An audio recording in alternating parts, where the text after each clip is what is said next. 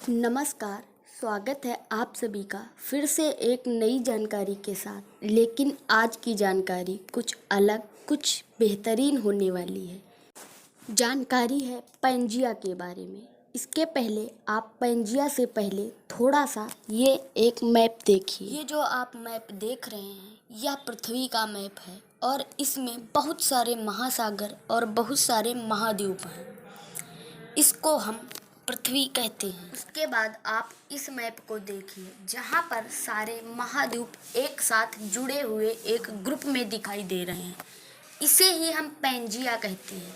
कहने का मतलब ये है कि बहुत साल पहले जब पृथ्वी पर सिर्फ एक ही महाद्वीप था, सारे महाद्वीप अलग अलग नहीं थे, उसको पैंजिया कहते थे। इसके अलावा एक ही महासागर था जिसको हम पैथालासा कहते थे। इसी पर विस्तृत आगे जानकारी लेंगे कि किस प्रकार से ये पैंजिया टूट जाती है और यहाँ से अलग अलग महाद्वीप और महासागरों का निर्माण होता है। उसमें से हमारा प्यारा भारत भी है जिसको हम जानना चाहेंगे कि आखिर भारत का जन्म कैसे हुआ था। पैंजिया, पंजेया या फिर इसको पैंजी भी कहते हैं। प्राचीन यूनानी पैन संपूर्ण और गया पृथ्वी, लैटिन भाषा में जेया से एक विशाल एकीकृत महाद्वीप सुपर कॉन्टिनेंट था जिसका अस्तित्व लगभग 250 मिलियन वर्ष पहले पेलियोजोइक और मीसोजोइक युग के दौरान था। मौजूदा महाद्वीप अपने वर्तमान स्वरूप में इसी में है से निकल कर आए हैं, जिसमें से भारत भी है। यह नाम अल्फ्रेड वेजेनर के महाद्वीपीय प्रवाह के सिद्धांत की वैज्ञानिक चर्चा में गढ़ा गया था। अपनी पुस्तक the origin of continents and oceans, डाई हेट स्टेंगहंग और कॉन्टिनेंट एंड ओशियन में उन्होंने माना था कि सभी महाद्वीप बाद में विखंडित होने और प्रवाहित होकर अपने वर्तमान स्थानों पर पहुंचने से पहले एक समय में एक विशाल महाद्वीप का हिस्सा थे, जिसे उन्होंने उर कॉन्टिनेंट कहा था। पैंजिया शब्द 1928 में अल्फ्रेड वेजेनर के सिद्धांत पर चर्चा के लिए आयोजित एक संगोष्ठी के दौरान प्रकाश में आया। एक विशाल महासागर जो पैंजिया को चारों ओर से घेरे हुए था, तदनुसार उसका नाम पैथालासा रखा गया था। उत्पत्ति की बात अगर करते हैं तो ऐसा प्रतीत होता है कि विशाल महाद्वीपों का विखंडन और उत्पत्ति पृथ्वी के 4.6 बिलियन वर्षों के इतिहास में क्रमागत है। पैंजिया से पहले कई अन्य निर्माण भी हुए हो सकते हैं। अंतिम से दूसरे पैनोटिया का निर्माण 600 मिलियन वर्ष पहले एमए प्रोटोजोइक इयोन के दौरान हुआ था और यह 540 एमए तक अस्तित्व में रहा था। पैनोटिया से पहले रोडिनिया अस्तित्व में था, जो लगभग 1.1 बिलियन वर्षों पहले जीए से लेकर 750 मिलियन वर्षों पहले तक मौजूद रहा था। रोडिनिया का निर्माण 2.0 से 1.8 जीए की अवधि में बने कोलंबिया या यूना नामक एक पुराने विशाल महाद्वीप के विखंडन से उत्पन्न टुकड़ों के जमा होने और जुड़ने से हुआ था। रोडिनिया के सटीक विन्यास और जियोडायनामिक्स इतिहास को अपनी बेहतर तरीके से नहीं समझा जा सकता जितना पैनोटिया और पैंजिया को। जब रोनिडिया का विखंडन हुआ तो यह 3 टुकड़ों में बट गया। प्रोटोलारेसिया का विशाल महाद्वीप, प्रोटोगोंडवाना का विशाल महाद्वीप और अपेक्षाकृत छोटा कांगोरोक्रेटन प्रोटोलारेसिया और प्रोटोगोंडवानालैंड को प्रोटोटेस्थिस महासागर ने अलग अलग कर दिया था। प्रोटोलारेसिया के स्वयं विभाजित होकर अलग अलग होने के तुरंत बाद लारेसिया, साइबेरिया और बाल्टिक महाद्वीपों का निर्माण हुआ। इसकी दरार से 2 नए महासागरों, आइपिटस महासागर और पेलियो एशियन महासागर का भी निर्माण हुआ। बाल्टिक लारेंसिया के पूर्व और साइबेरिया लारेंसिया के उत्तर पूर्व में स्थित था। 600 MA के आसपास इन महासागरों में से ज़्यादातर ने वापस एक साथ मिलकर एक अपेक्षाकृत अल्पायु विशाल महाद्वीप पैनोटिया का निर्माण किया, जिसमें ध्रुवों के पास बड़ी मात्रा में जमीन और भूमध्य रेखा के पास ध्रुवीय महासागरों को जोड़ने वाली सिर्फ एक अपेक्षाकृत छोटी पट्टी शामिल थी। इसकी उत्पत्ति केवल 60 मिलियन वर्ष के बाद लगभग 540 MA कैम्ब्रियन युग की शुरुआत के करीब पैनोटिया फिर से विखंडित हो गया, जिससे लारेंसिया, बाल्टिक और गोंडवाना के दक्षिणी विशाल महाद्वीप का जन्म हुआ। कैम्ब्रियन काल में लारेंसिया का स्वतंत्र महाद्वीप जो उत्तरी अमेरिका बना, यह 3 ओर से घिरे सीमांकित महासागरों के साथ भूमध्य रेखा पर स्थित हो गया। उत्तर और पश्चिम में पैथालैसिक महासागर, दक्षिण में आइपिटिस महासागर और पूर्व में खांटी महासागर, प्राचीनतम ओर्डोविसियन में 480 MA के आसपास एवालोनिया का छोटा महाद्वीप, एक जमीन का हिस्सा लैंडमास जो पूर्वोत्तर संयुक्त राज्य अमेरिका, नोवा स्कोटिया और इंग्लैंड बना, गोंडवाना से मुक्त हो गया और इसने लारेंसिया की ओर अपना सफ़र शुरू कर दिया।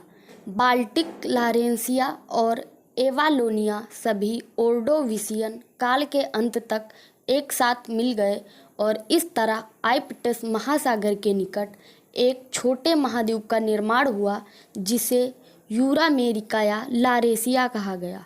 टक्कर के परिणाम स्वरूप उत्तरी एपालाचियंस की भी उत्पत्ति हुई। साइबेरिया 2 महाद्वीपों के बीच खांटी महासागर के साथ यूरामेरिका के निकट स्थित हो गया।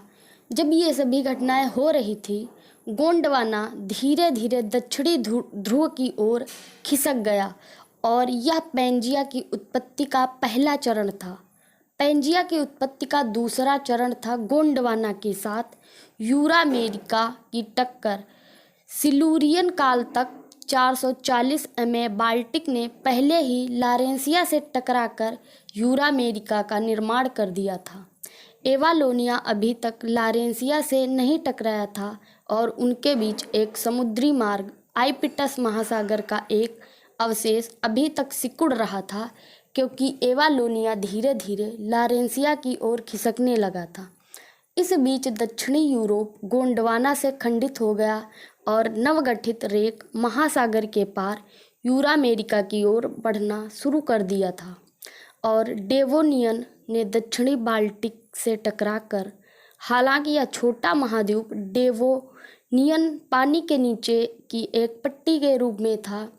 आइपिटिस महासागर की एक शाखा खांटी महासागर भी साइबेरिया से एक द्वितीय वृत्त के रूप में सिकुड़ रहा था, जो पूर्वी बाल्टिक अब यूरामेरिका का एक हिस्सा से टकरा गया। इस द्वीपीय वृत्त के पीछे एक नया सागर, यूराल महासागर मौजूद था।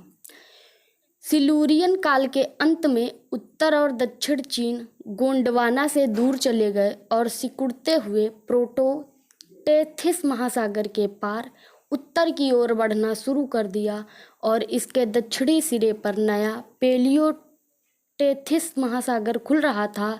डेवोनियल काल में गोंडवाना स्वयं यूरामेरिका की ओर बढ़ने लगा था, जिसके कारण रेक महासागर सिकुड़ रहा था। प्रारंभिक कार्बोनिफेरस युग के उत्तर पश्चिम में अफ्रीका ने यूरामेरिका के दक्षिण पूर्वी तट को छू लिया था, जिससे एपालाचियन पर्वतों और मेसेटा पर्वतों के दक्षिणी हिस्सों का निर्माण शुरू हो गया था।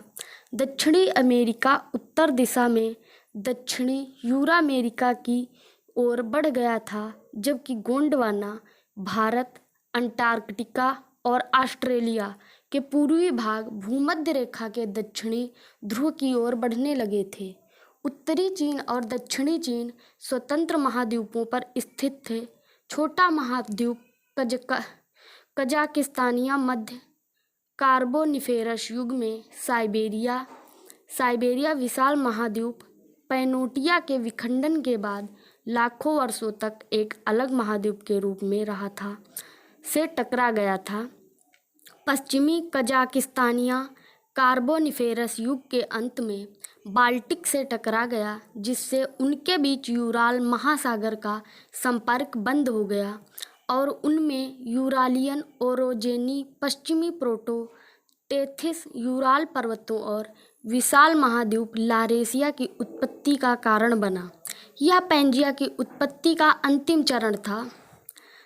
इस बीच दक्षिणी अमेरिका दक्षिणी लारेशिया से टकरा गया, जिसके रेक महासागर का रास्ता बंद हो गया और एपालाचियंस एवं ओचिता पर्वतों के सबसे दक्षिणी हिस्से का निर्माण हो गया।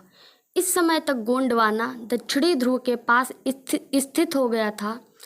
अंटार्कटिका, भारत, ऑस्ट्रेलिया, दक्षिण अफ्रीका और दक्षिण अमेरिका ने ग्लेशियरों का निर्माण हो गया था। उत्तरी चीन का हिस्सा ब्लॉक कार्बोनिफेरस युग के अंत तक साइबेरिया से टकरा गया था और इस तरह प्रोटो-टेथिस महासागर पूरी तरह से बंद हो गया था। पर्मियन युग की शुरुआत में सिमेरियन प्लेट गोंडवाना से विखंडित होकर अलग हो गई थी और लारेशिया की ओर बढ़ने लगी, जिससे इसके दक्षिणी सिरे पर एक नया महासागर टेथिस महासागर निर्मित हो गया और प्लेटो टेथिस महासागर का रास्ता बंद हो गया। ज़्यादातर भूभाग लैंडमास अभी भी एकीकृत ही था। ट्रायसिक काल में पैंजिया थोड़ा सा दक्षिण पश्चिम दिशा में घूम गया था। सिमेरियन प्लेट अब भी सिकुड़ते पेलियोटेथिस के पार जा रही थी, जो जुरासिक काल के मध्य तक जारी रहा। पेलियोटेथिस पश्चिम से पूर्व तक बंद हो गया था और इस तरह सिमेरियन ओरोजेनी का निर्माण हो गया था। पैंजिया अंग्रेजी के सी अक्षर की तरह दिखाई देता था, जिसमें से सी के अंदर एक महासागर नया टेथिस महासागर मौजूद था। जुरासिक काल के मध्य तक पैंजिया में दरार पड़ गई थी। तो इस प्रकार से पैंजिया का विखंडन और नए नए महाद्वीप और महासागरों का निर्माण हुआ था। जानकारी कैसी लगी कमेंट बॉक्स में ज़रूर बताइए और ऐसी ही अद्भुत रोचक जानकारियों के लिए जुड़े रहिए हमारे साथ द यूनिक यूनिवर्सिटी से।